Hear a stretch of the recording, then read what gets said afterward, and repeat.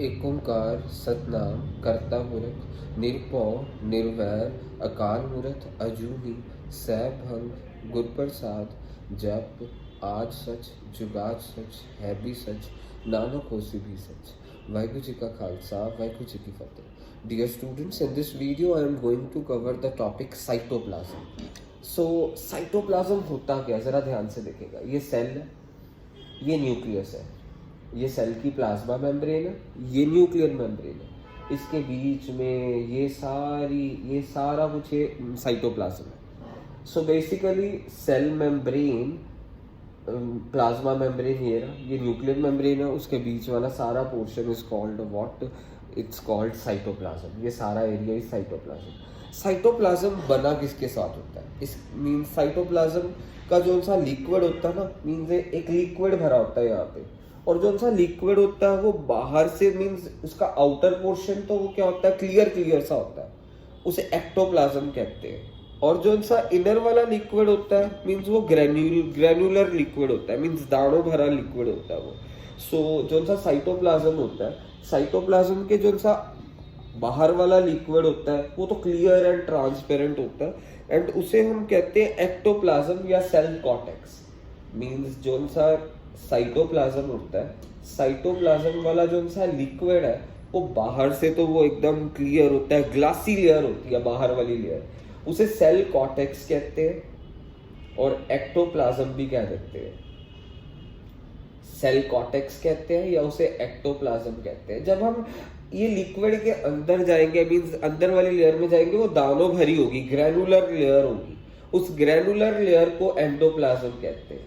Means बाहर वाली layer इस ग्लासी लेयर, उसे सेल कॉर्टेक्स कहते हैं, और अंदर वाली layer granular layer, granular means दानों वाली लेयर, उसे क्या कहते हैं हम, एंडोप्लाज्म। सो एक्टोप्लाज्म, एंडोप्लाज्म। और बेसिकली जो लिक्विड होता है ना इसके अंदर, मीन्स साइटोप्लाज्म के अंदर जो सा लिक्विड होता है, बेसिकली साइटोप्लाज्म के अंदर लिक्विड होता है और सेल ऑर्गेनेलीज होती है। बेसिकली सबसे ज्यादा पोर्शन किसका होता है साइटोप्लाज्म के अंदर, लिक्विड होता है, मीन्स ज्यादा लिक्विड होता है। उस लिक्विड को कहते हैं क्या, साइटोसॉल। मीन्स साइटोप्लाज्म के अंदर जो सा लिक्विड होता है उसे कहते हैं साइटोसॉल। फिर क्या होती है इसके अंदर, हमारी सेल ऑर्गेनेलीज होती हैं, साइटोसॉल। साइटोसॉल मीन्स इसके अंदर मीन्स सेल ऑर्गेनेलीज भी काफी होती है। मीन्स साइटोप्लाज्म के अंदर सेल ऑर्गेनेलीज में माइटोकॉन्ड्रिया आएगा, एंडोप्लाज्मिक रेटिकुलम आएगा, वो हम later part of the video में कवर करेंगे। अभी मैंने क्या बताया, न्यूक्लियर मेम्ब्रेन और ये सेल मेम्ब्रेन के बीच वाला एरिया इज साइटोप्लाज्म। साइटोप्लाज्म बना किसके साथ होता है, मींस एक लिक्विड होता है, उसे क्या कहते हैं, साइटोसॉल। साइटोसॉल और इसके अंदर और क्या होती है, सेल ऑर्गेनेलीज होती है। जो लिक्विड साइटोसॉल होता है ना, मींस उसकी जो सी बाहर वाली लेयर होती है इस लिक्विड की, वो बड़ी क्या होती है, ग्लासी लेयर होती है, ट्रांसपेरेंसी लेयर, उसे क्या कहते हैं, आउटर लेयर को सेल कॉर्टेक्स या एक्टोप्लाज्म। और जो सी इनर लेयर होती है उसके अंदर दाने दाने टाइप स्ट्रक्चर होते हैं, उसे क्या कहते हैं हम, ग्रेनुलर लेयर, उसका नाम क्या है, एंडोप्लाज्म। सो साइटोप्लाज्म के अंदर लिक्विड साइटोसॉल और सेल मेम्ब्रेन्स, सेल ऑर्गेनेलीज भी होती है इसके अंदर। जो सा ये इसका लिक्विड साइटोसॉल है, ये बेसिकली इसके बाहर वाला जो सा मीन्स लेयर होती है इस लिक्विड की, वो क्लियर ग्लासी होती है, उसे एक्टोप्लाज्म। अंदर वाली लेयर दानों भरी होती है, उसे एंडोप्लाज्म कहते हैं हम। अब हम आगे आते हैं। सो ये हमारा एक्टोप्लाज्म एंडोप्लाज्म हो गया। अब हमारा अगला है, मीन्स ये जहाँ पे न्यूक्लियर मेम्ब्रेन होता है ना, मीन्स अब सबसे पहली सेल ऑर्गेनेली बात करेंगे, एंडोप्लाज्मिक रेटिकुलम। मीन्स जरा ध्यान से देखिएगा, आपको पता है न्यूक्लियस के अंदर क्या होता है, न्यूक्लियोप्लाज्म। न्यूक्लियोप्लाज्म क्या बनाता है, is the factory of ribosomes. और वो राइबोसोम्स बाहर आते हैं, मीन्स ये देखिए न्यूक्लियस है, ये बीच वाला जो सा है ये न्यूक्लियस है।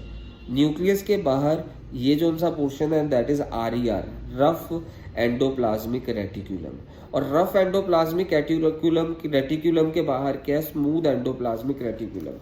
इस न्यूक्लियस के अंदर न्यूक्लियोप्लाज्म था। न्यूक्लियोप्लाज्म क्या बनाता है? राइबोसोम्स। राइबोसोम्स की फैक्ट्री से राइबोसोम्स निकल के कहाँ पे आ जाते हैं? यहाँ पे रफ एंडोप्लाज्मिक रेटिकुलम से।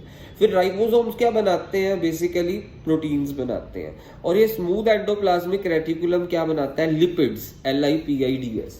मेरे बच्चों ध्यान से इस फिगर को देखिए। सेंटर वाला पोर्शन इज न्यूक्लियस, ये न्यूक्लियस।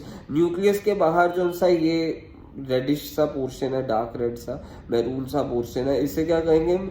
Rough endoplasmic reticulum. यहाँ पे न्यूक्लियस के अंदर न्यूक्लियोप्लाज्म है। Nucleoplasm is also known as what? Nucleus के अंदर एक न्यूक्लियोलस है। सॉरी, न्यूक्लियस के अंदर आपको मैंने पिछली वीडियो में बताया था, न्यूक्लियस के अंदर क्या है? Nucleolus. Nucleolus is called the factory of ribosome. और वो राइबोसोम्स बाहर आते हैं कहाँ पे? रफ एंडोप्लाज्मिक रेटिकुलम के ऊपर। और फिर वो क्या बनाते हैं? प्रोटीन्स बनाते हैं। और यहाँ पे ये जो सा लाइट सा पोर्शन है, इसे स्मूथ एंडोप्लाज्मिक रेटिकुलम कहते हैं। ये लिपिड्स बनाते हैं। अब ये लिपिड्स और प्रोटीन्स का फंक्शन क्या है? ये लिपिड्स और प्रोटीन्स बेसिकली सेल मेम्ब्रेन बनाते हैं। ये जो सी सेल मेम्ब्रेन नजर आ रही है ना, ये बनाता कौन है? Lipids and proteins. आपको क्या नजर आया? एक आपको रफ एंडोप्लाज्मिक रेटिकुलम, RER इसकी शॉर्ट फॉर्म है, पर इसकी फुल फॉर्म क्या है? Rough endoplasmic reticulum, endoplasmic reticulum. फिर SER, वो क्या होती है? Smooth endoplasmic reticulum. सो ये न्यूक्लियस के अंदर nucleolus. Nucleolus is called the factory of ribosomes. वो राइबोसोम्स बाहर आते हैं, यहाँ पे अटैच हो जाते हैं। फिर वो राइबोसोम्स क्या बनाते हैं? प्रोटीन्स बनाते हैं। एंड ये जो सा स्मूथ एंडोप्लाज्मिक रेटिकुलम है, ये लिपिड्स बनाता है। और बेसिकली लिपिड्स एंड प्रोटीन्स की वजह से ही क्या बनती है? ये सेल मेम्ब्रेन बनती है। और इस सेल मेम्ब्रेन के बनने वाले प्रोसेस में व्हाट डू वी से? Membrane biogenesis. इस प्रोसेस को मेम्ब्रेन बायोजेनेसिस कहा जाता है। सो आप ये याद रखिएगा। अब जो मैंने बोला, अब अपनी कॉपी में इसके नोट्स बना लीजिए।